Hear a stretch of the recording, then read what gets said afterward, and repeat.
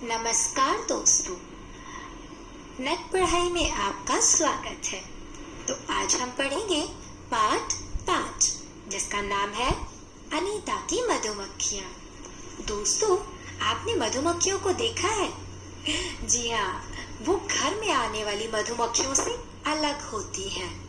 वो थोड़ी सी बड़ी होती है और छत्ते में रहती हैं।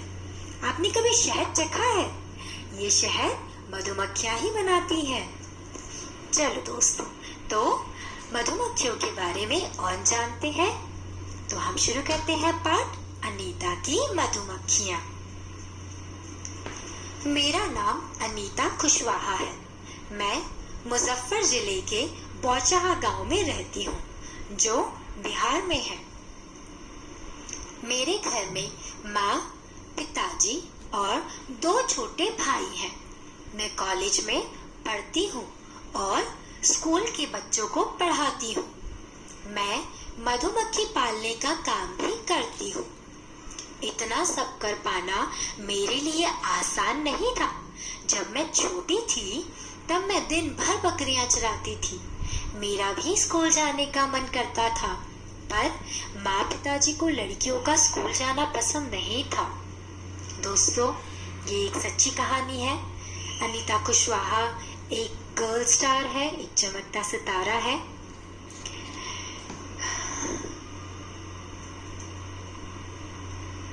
जिन्होंने स्कूल जाकर अपनी जिंदगी बदल दी है। कभी भी दोस्तों आपको समय मिले तो आप भारत के नक्शे को देखिएगा और ढूंढिएगा कि उसमें बिहार कहाँ है। क्योंकि अनीता जिसकी हम यहाँ पर कहानी पढ़ रहे हैं वो बिहार से ही है और उन्होंने बहुत सारे प्रयत्नों के बाद सफलता को हासिल किया है। तो चलिए हम अनीता के बारे में और जानते हैं। स्कूल जाना अनीता के लिए एक सपना था, पर कैसे वो स्कूल तक पहुंची, आगे बढ़ते हैं। एक दिन मैंने स्कूल के अंदर झांक कर देख ही लिया। बच्चों को देखकर मैं अपने आप को रोक नहीं पाई और बच्चों की कतार में पीछे जाकर चुपचाप बैठ गई। मुझे बहुत अच्छा लगा। घर जाते ही मैंने हिम्मत करके माँ पिताजी को स्कूल के बारे में बताया। उन्होंने मुझे स्कूल जाने के लिए बिल्कुल मना कर दिया। उस दिन मैं बहुत रोई। मेरे गांव की एक टीचर ने माँ पिताजी को समझाया कि पढ़ाई करना कितना जरूरी है। उन्होंने बताया कि 8वीं कक्षा तक की पढ़ाई पर कोई खर्च भी नहीं होता है। पढ़ना तो सब बच्चों का अधिकार है। मुझे पता नहीं कैसे, पर माँ पिताजी मान गए। मैंने स्कूल जाना शुरू कर दिया। स्कूल में मैंने बहुत ज्यादा नंबर तो नहीं लाती थी, पर टीचर से सवाल बहुत पूछती थी। चल, अनीता जैसे सवाल पूछती थी, अब मैं आपसे कुछ सवाल पूछूंगी, तो आप उस सवालों का उत्तर अपनी कॉपी में लिखिए। अब आपको पता है ना, हम चीजें खरीदते हैं तो उसके लिए हमें कुछ दाम चुकाना होता है, उसके कुछ मूल्य चुकाना पड़ता है। तो आप अब ये लिखिए कि आपने कुछ चीजें खरीदी है, उसका आपने कितना दाम चुकाया है, उसमें कितना खर्च हुआ है। तो शुरू करें। जैसे कि आपने किताब में देख रहे हैं, कुछ सूची दी गई है। सूची के सामने की जगह में हमें उसमें किया गया खर्च लिखना है। तो चीज है एक, स्कूल आने जाने में। दोस्तों, अगर आपको पता है इन सवालों का जवाब, अगर आप जानते हैं तो आप खुद से लिख सकते हैं, नहीं तो अपने घर में किसी बड़े से पूछिए, जैसे कि अपने मम्मी पापा, दादा दादी या अपने बड़े भाई बहन से आप पूछ सकते हैं कि आपको स्कूल आने जाने में कितने रुपए खर्च होते हैं। दूसरा, कॉपियाँ। आपके स्कूल की कॉपियाँ खरीदने में कितना खर्च हुआ है। तीसरा, पेंसिल और पेन। आपके पेंसिल और पेन में कितना दाम खर्च हुआ है। चौथा, यूनिफॉर्म, यानी कि आपके स्कूल के कपड़े। आपके स्कूल की एक ड्रेस खरीदने में कितना खर्च हुआ है। पांचवा, बस्ता, आपका स्कूल बैग, जिसे खरीदने में कितने रुपए लगे हैं। छठा, खाने का डिब्बा यानी कि लंच बॉक्स, उसमें कितना खर्च हुआ है सामने की सूची में लिखिए। जूते, स्कूल में अगर आपकी ड्रेस कोड है और स्कूल के जूते पहनने पड़ते हैं तो उसमें कितना दाम खर्च हुआ है। इसके अलावा कुछ छोटी मोटी चीज़ें, जैसे कि लड़कियां हो तो रिबन लगती है, टाई लगती है, बेल्ट लगती है, या फिर सॉक्स यानी कि मोजे लगते हैं। तो इस तरह की सूची का भी आप इसमें बढ़ा सकते हैं और लिखिए कि आपके स्कूल जाने में कुल कितना रुपया खर्च होता है। ठीक है। अच्छा, आपको ये पता है कि तुमने इस साल कितने रुपए की स्कूल की कॉपियां खरीदी है? अगर आपको नहीं पता तो आप पूछ सकते हैं आपके घर में किसी बड़े को। अच्छा बच्चों, आप स्कूल जाते समय एक यूनिफॉर्म यानी कि स्कूल की ड्रेस पहनते होंगे। अगर आपको वो ड्रेस खुद से बनानी होती या आप चाहते कि आप अपनी तरह की स्कूल ड्रेस पहनो या बनाओ, तो आप अपनी स्कूल की यूनिफॉर्म कैसी बनाते, कैसी चाहते हो? तो उसका एक चित्र अपनी कॉपी में बनाइए और उसमें रंग भरकर हमें भी बताइए कि आप कैसी ड्रेस बनाना चाहते हैं। दोस्तों, आप दो समूह में आप हैं जो दो समूह में बट जाइए। आधे बच्चे एक समूह में, आधे बच्चे दूसरे समूह में। अब आप इस बात पर चर्चा कीजिए, वाद विवाद कीजिए कि स्कूल में यूनिफॉर्म यानी कि ड्रेस होनी चाहिए या नहीं होनी चाहिए। होनी चाहिए तो क्यों होनी चाहिए, और नहीं होनी चाहिए तो क्यों नहीं होनी चाहिए। इसे आप अपनी मर्जी से बात करिए और चर्चा करिए। चलिए दोस्तों, ये तो हम अलग बातें करने लग गए हमारी निजी जीवन की, अपने जीवन की, स्कूलों की, हमारी यूनिफॉर्म की। अब हम वापस चलते हैं अनीता के जीवन में। अभी तक हमने देखा हमारे पाठ में कि अनीता के माता पिता उसे स्कूल भेजने के लिए तैयार हो चुके हैं। चलिए आगे। देखते ही देखते 5 साल बीत गए। मैंने 5वीं कक्षा पार कर ली। मुझे पता चला कि 6ठी कक्षा से खर्चा बढ़ जाएगा। माँ पिताजी ने कहा कि स्कूल छोड़ दो, पर मैं आगे पढ़ना चाहती थी। मैंने हल ढूंढ ही लिया। मैं अपने अपने से छोटे बच्चों को पढ़ाने लगी। उससे मुझे जो पैसे मिलते थे उनसे मैं अपनी आगे की पढ़ाई कर पाई। देखो दोस्तों, यहाँ पर अनीता अपने आसपास के स्कूल के बच्चों को पढ़ा रही है। देखिए, उसने अपनी एक याद भी हमसे साझा की है, हमारे साथ बांटी है। तो उनकी इस बात को हम पढ़ते हैं। मुझे याद है कि गांव में कुछ बड़े लड़के भी बच्चों को पढ़ाते थे। उन्हें मेरा बच्चों को पढ़ाना पसंद नहीं आया। उन्होंने मेरे पास आने वाले बच्चों को डराना धमकाना शुरू कर दिया। 2 बच्चों को छोड़कर सबने आना बंद कर दिया। कुछ दिनों बाद बाकी बच्चे भी लौट आए, क्योंकि मैं उन्हें प्यार से पढ़ाती थी। अनीता बिल्कुल निडर थी। वो अपने काम में उतनी ही लगन से जुटी रही। कई कठिनाइयों के बावजूद उसने हार नहीं मानी। बच्चों, क्या तुम कुछ ऐसे लोगों को जानते हो जो पढ़ना चाहते थे लेकिन अपनी पढ़ाई पूरी नहीं कर पाए?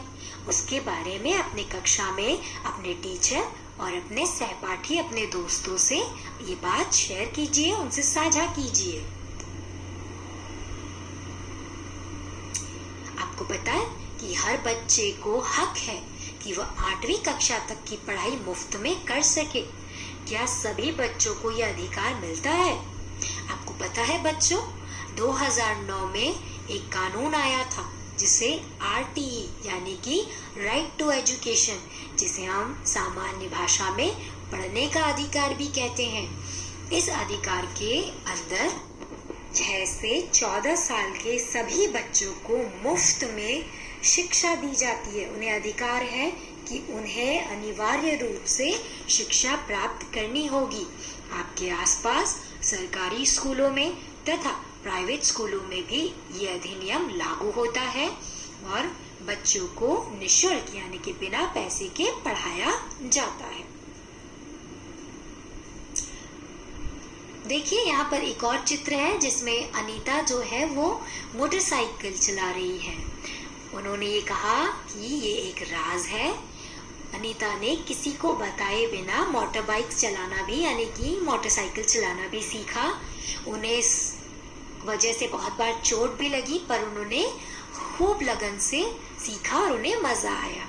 दोस्तों, लेकिन मोटरसाइकिल चलाते वक्त अनीता बड़ी हो गई थी, तो आप कम उम्र में से ट्राई ना करें। जब आप बड़े हो जाएंगे तब आप भी मोटरसाइकिल चलाना सीखिएगा। तो हम फिर से आगे अनीता की कहानी शुरू करते हैं।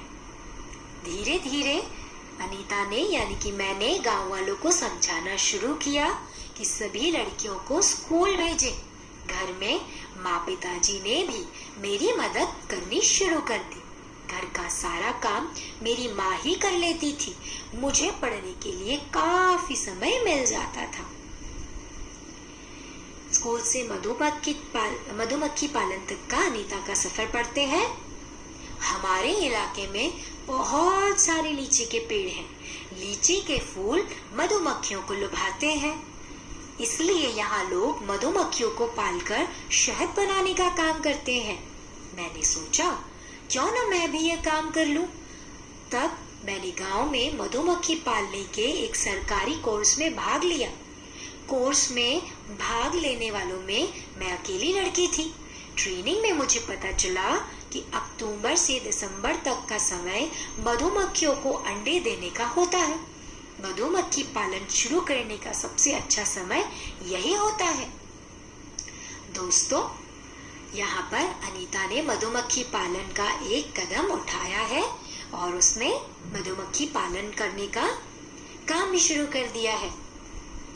दोस्तों, क्या आपको पता है कि कुछ फूलों पे कीड़े आते हैं? तो आपने देखा है कि कौन कौन से कीड़े फूलों पर आते हैं? जरा उनका नाम जानिए और अपनी कॉपी में लिखिए। और हाँ, मधुमक्खी का एक चित्र बनाकर और उन कीड़ों में से किसी एक का भी चित्र बनाकर उसमें रंग भरे। आपको पता है कि कीड़े फूलों पर क्यों आते हैं? जरा पता करिए तो। हाँ दोस्तों, आपको ये पता है कि मधुमक्खी जब उड़ती है तो कैसी आवाज होती है?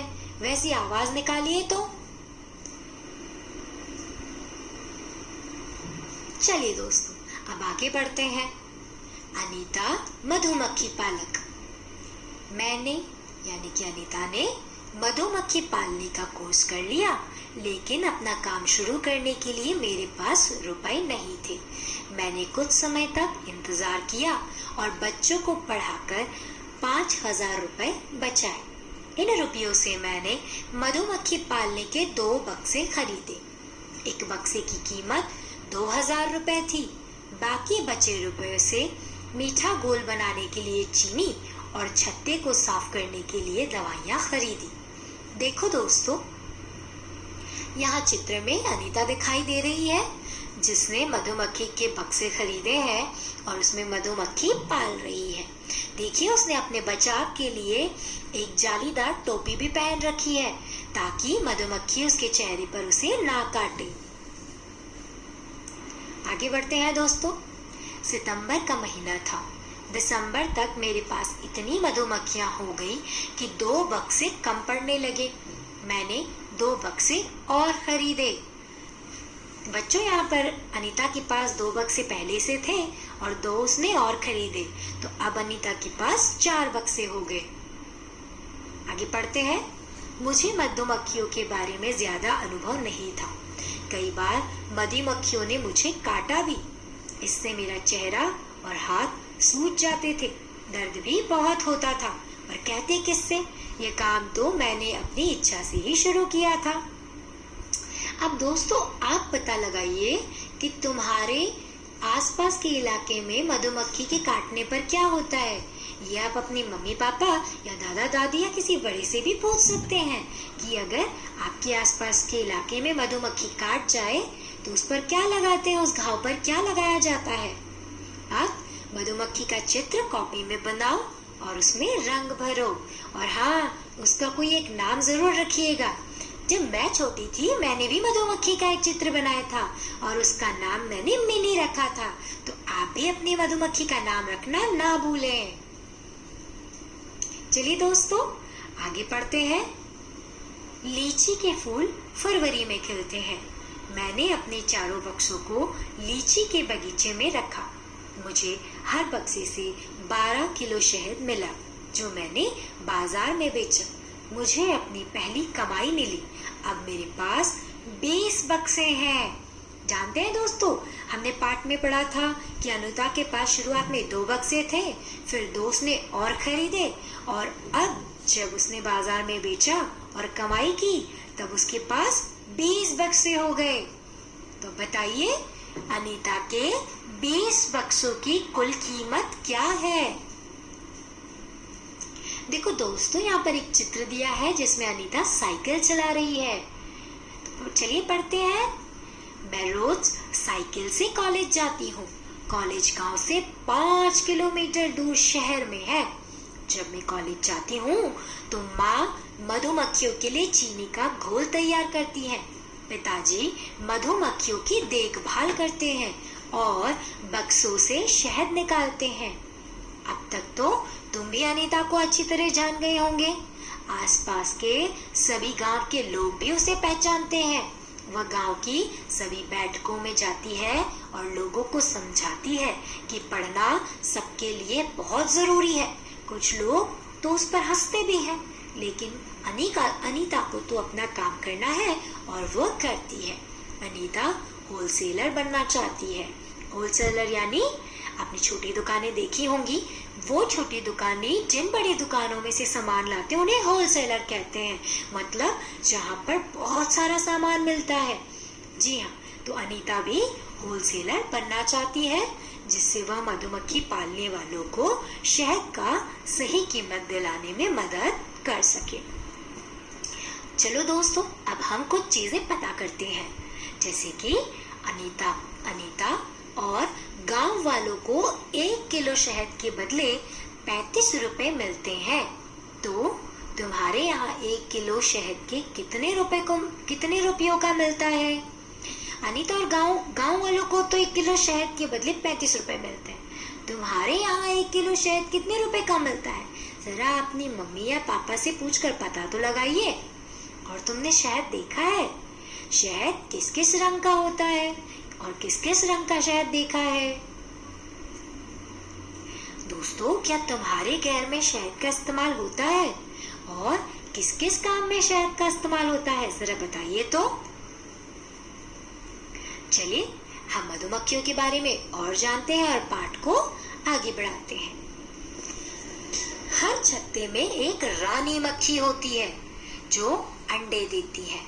छत्ते में कुछ नर मक्खी भी होते हैं। छत्ते में बहुत सारी काम करने वाली मक्खियां भी होती हैं।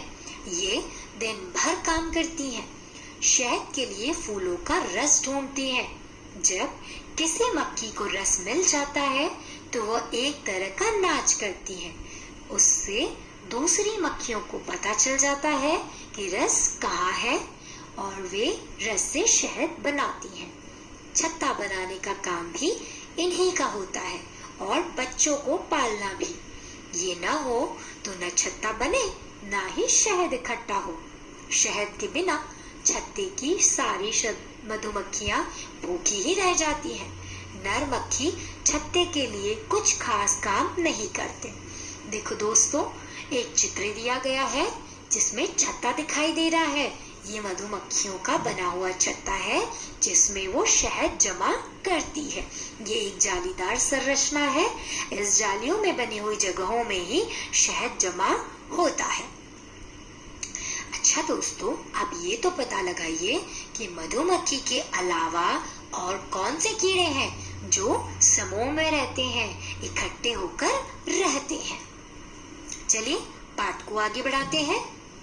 मधुमक्खियों की तरह ही चींटियां भी मिलजुल कर रहती हैं। सभी चींटियों का काम बटा होता है। रानी चींटियां अंडे देती हैं। सिपाही चींटी बिल का ध्यान रखती है और काम करने वाली चींटियां भोजन ढूंढकर बिल तक लाती है। दीमक और ततैये भी इसी तरह समूह में रहते हैं। दोस्तों, तुमने चींटियों का बिल कहाँ देखा है? बताइए तो। अपने घर के आसपास, किसी पास में पेड़ पौधों के यहाँ, गार्डन में। जरा याद करिए, तुमने चींटियों का बिल कहाँ कहाँ देखा है? क्या तुम्हें लगता है किस तरह की चीजों पर चींटियां ज्यादा आती हैं? उनकी एक सूची बनाओ, अपनी कॉपी में लिखो और हमें बताना मत भूलना। दोस्तों, चींटियों की कतार को देखो। कतार यानी एक लंबी सी लाइन। जब वो चलती हैं, उन्हें देखो और बताओ कि उनका रंग कैसा है। दोस्तों, क्या तुम्हें कभी किसी चींटी ने काटा है? कैसी थी वह? काली या भूरी, छोटी या मोटी, या किसी और तरह की थी? दोस्तों, क्या चींटी तुम्हारे पास आती है? और आती है तो कब आती है? दोस्तों, कुछ छोटी बड़ी चींटियों को ध्यान से देखो। चींटियों के कितने पैर होते हैं? बड़ी चींटी के पैर सामने की सूची में लिखिए, छोटी चींटी के पैर सामने की सूची में लिखिए और बताइए कि चींटियों के कितने पैर होते हैं। दोस्तों, एक चींटी का चित्र कॉपी में बनाओ और उसमें रंग भरो। दोस्तों, तुमने मूंगफली खाई होगी और अक्सर मूंगफली खाकर उसके छिलके फेंक देते होंगे। चलो, आज उन्हीं मूंगफली के छिलकों से रंग बिरंगे कीड़े मकोड़े जैसे आकार बनाने की कोशिश करते हैं। और हाँ, उनमें रंग भरना मत भूलिएगा। दोस्तों, यहाँ पर अनीता की मधुमक्खी का पाठ खत्म होता है। हमने इस पाठ में अनीता के साहस के बारे में जाना और मधुमक्खी और उसके छत्ते के बारे में भी।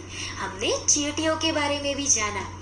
इसी तरह आप और छोटे मोटे कीड़ों को भी देखिएगा और उनके बारे में जानने की कोशिश करिएगा। दोस्तों, ये छोटे मोटे कीड़े हमारे जीवन में बहुत उपयोगी होते हैं, तो इनका ख्याल रखिएगा। और हाँ, ज्यादा पास मत जाइएगा और इनसे बच के रहिएगा कि कहीं आपको काट ना ले। बाय बाय दोस्तों।